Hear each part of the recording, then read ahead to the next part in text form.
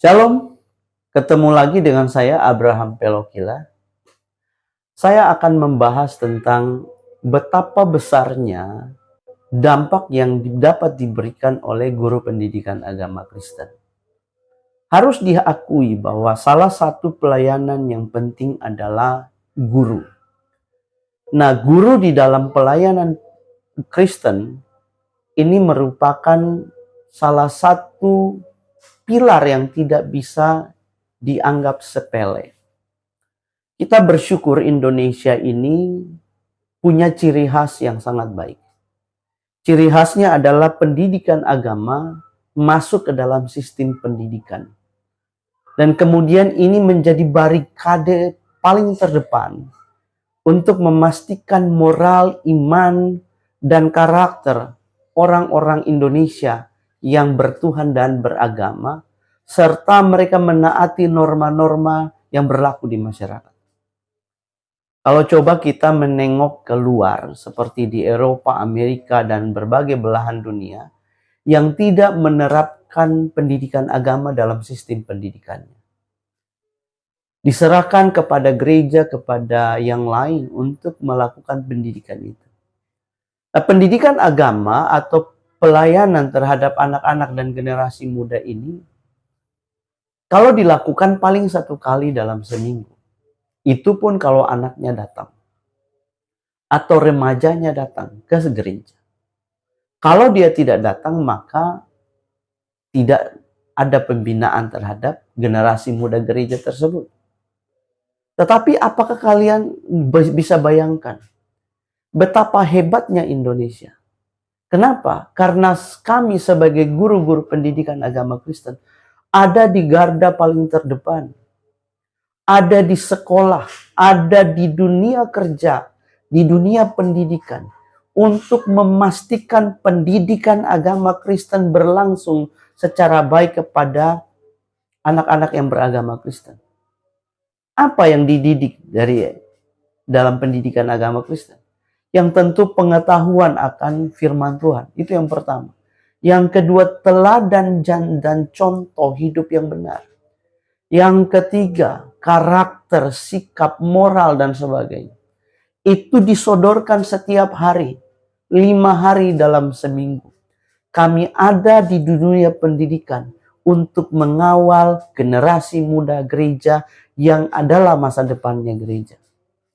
Nah, seharusnya gereja bergandeng tangan untuk bisa mendukung guru-guru pendidikan agama Kristen. Tapi kenyataannya bahwa memang selama ini gereja abai terhadap pendidikan agama Kristen. Mereka merasa bahwa itu adalah pendidikan dan tidak ada hubungannya dengan gereja. Mari saya kasih tahu.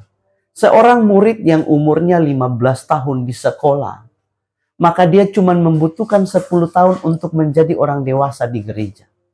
Dan di dalam 10 tahun itu, yang mendampingi kehidupan imannya, kehidupan kekristenannya secara dekat, secara langsung dalam pendidikan adalah, dalam kebenaran-kebenaran adalah guru pendidikan agama Kristen. Bapak Ibu pendeta, hamba Tuhan, gembala, apapun itu namanya, coba bayangkan.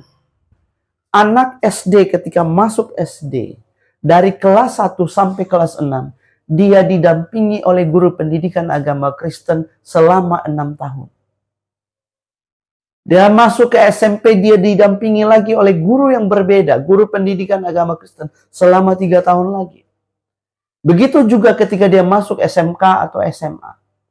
Dan ketika dia masuk perguruan tinggi, dia didampingi lagi oleh dosen. Dosen pendidikan agama Kristen.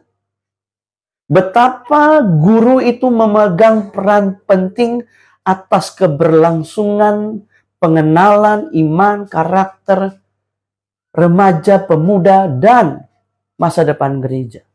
Itu sangat powerful.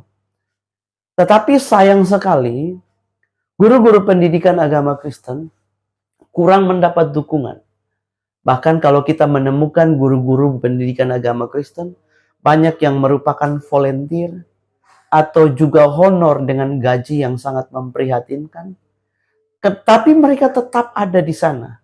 Karena ada panggilan untuk menjaga, memelihara, dan menyatakan kasih Kristus pada generasi muda yang adalah masa depan gereja.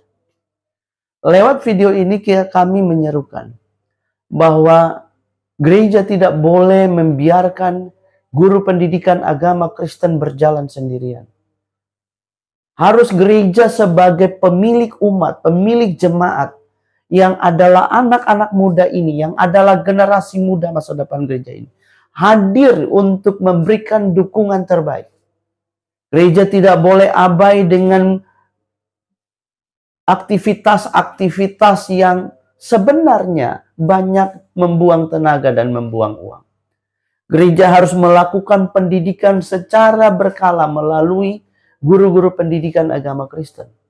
Melakukan intervensi secara baik. Memberikan dukungan baik secara moral maupun material. Untuk apa?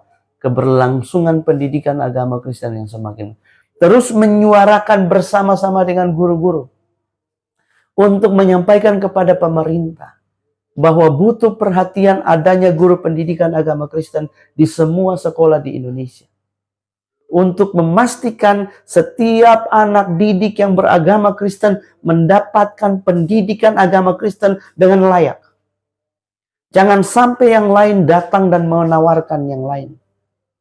Jangan sampai yang lain datang menawarkan iman yang berbeda atau memberikan ajaran yang jauh dari kebenaran. Sehingga kita kehilangan generasi muda kita. Maka karena itu ini penting sekali. Maka gereja perlu hadir untuk memberikan dukungan yang sebaik-baiknya. Kira ini bisa memberikan pemikiran yang baru. Tuhan Yesus memberkati.